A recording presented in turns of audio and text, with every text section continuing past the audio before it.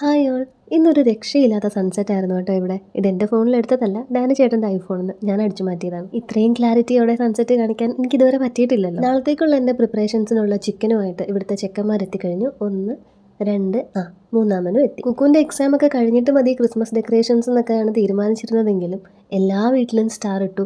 സേരയുടെ വീട്ടിൽ സ്റ്റാർ ഇട്ടു, ഷേളിയുടെ വീട്ടിൽ സ്റ്റാർ ഇട്ടു, നിലുവിൻ്റെ വീട്ടിൽ സ്റ്റാർ ഇട്ടില്ല എന്നുള്ള അവൻ്റെ സങ്കടം മാറ്റാനായിട്ട് ഇവിടെ 2 സ്റ്റാർ ഇട്ടിട്ടുണ്ട്. നാളത്തെ പരീക്ഷയ്ക്കുള്ളതൊക്കെ കുക്കുവിനെ പഠിക്കാൻ ഏൽപ്പിച്ചിട്ട് ചിക്കൻ മാരിനേറ്റ് ചെയ്യാനുള്ള പ്രിപ്പറേഷൻസിലാണ് ഞാൻ.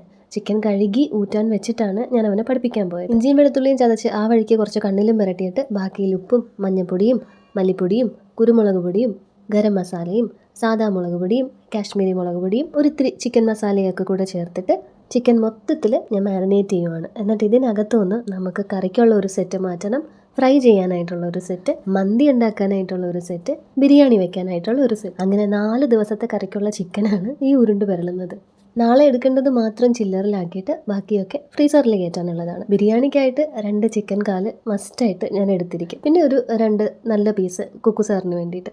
മന്തിക്കായിട്ട് കുറച്ച് ബോണൊക്കെ വരുന്ന സ്ട്രക്ചറിൽ കുറച്ച് ഒടിവൊക്കെയുള്ള പീസസാണ് ഞാൻ എടുത്ത് വെക്കാറുള്ളത്. ഫ്രൈ ചെയ്യാനായിട്ട് നല്ല മീറ്റി ഫ്ലഷി ആയിട്ടുള്ള പീസസ് വെക്കും. കറിക്കായിട്ട് ഡോൾബി പീസസ്, കഴുത്തും കരളും ലിവറും പിന്നെ കിഡ്നി പോലത്തെ സാധനവും ഇതെല്ലാം കറിയിലേക്കുള്ള പീസസിലായിരിക്കും പോകുന്നത്. നാളെ ചിക്കൻ ഫ്രൈയും രസവുമാണ് കേട്ടോ. രസം അമ്മ വയ്ക്കും.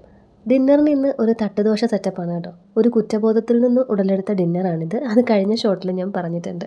തേങ്ങയും ചെറിയുള്ളിയും 2 കാന്താരി മുളകും കറിവേപ്പിലയും ഇത്തിരി ഇഞ്ചിയും ആവശ്യത്തിന് ഉപ്പും ചേർത്ത് അധികം വെള്ളം ചേർക്കാതെ ചമ്മന്തി അരച്ച് മാറ്റി വെച്ചിട്ടുണ്ട്. ഓംലെറ്റിനായിട്ട് ചെറിയുള്ളിയും കാന്താരി മുളകും 3 എഗ്ഗും കൂടെ നന്നായിട്ട് ബീറ്റ് ചെയ്ത് വെച്ചിട്ടുണ്ട്. ഫ്രിഡ്ജിലിരിക്കുന്ന സാമ്പാറിൻ്റെ ചായ ഒന്ന് മാറ്റാനായിട്ട് വെളിച്ചെണ്ണയിൽ കടുകും ഉലുവയും കറിവേപ്പിലയും വെളുത്തുള്ളിയും 2 പിരിയമുളകും ഒക്കെ ഇട്ട് താളിച്ചെടുക്കുന്നുണ്ട്. ലേശം കാശ്മീരി മുളക് പൊടിയും കൂടെ ചേർക്കുന്നുണ്ട് കേട്ടോ. വൈറ്റ് ചട്നി താളിക്കാനായിട്ട് ഇതുപോലെ തന്നെ കുറച്ച് വെളിച്ചെണ്ണ ഒഴിച്ച് കടുകും പരിപ്പും ചെറിയുള്ളിയും കറിവേപ്പിലയും പിരിയമുളകും ഒന്ന് വഴറ്റിയിട്ട് അതിലേക്ക് നമ്മൾ അരച്ച് വെച്ച ചട്നിയും കൂടെ ചേർത്ത് കൊടുത്തു. രണ്ടും റെഡിയായി കഴിഞ്ഞപ്പോൾ കാഴ്ചയിലെ ഭംഗിക്ക് വേണ്ടിയിട്ട് മീതെ കുറച്ച് കറിവേപ്പിലയും. ഇനി നമുക്ക് ഓംലെറ്റ് പൊരിച്ചെടുക്കണം. 3 ഓംലെറ്റ് ഞാൻ പൊരിച്ചെടുത്തു. ആദ്യത്തേതൊന്നും ഇത്തിരി കീറിപ്പോയി, പിന്നെയുള്ള 2 എണ്ണം കറക്റ്റായിട്ട് വന്നിരുന്നു. അത് കഴിഞ്ഞിട്ടാണ് ദോശ ചുടാൻ തുടങ്ങിയത്. ഇതിൻ്റെയൊക്കെ ഇടയിൽ തന്നെ കുക്കുസാറിൻ്റെ പഠിത്തവും നടക്കുന്നുണ്ട്.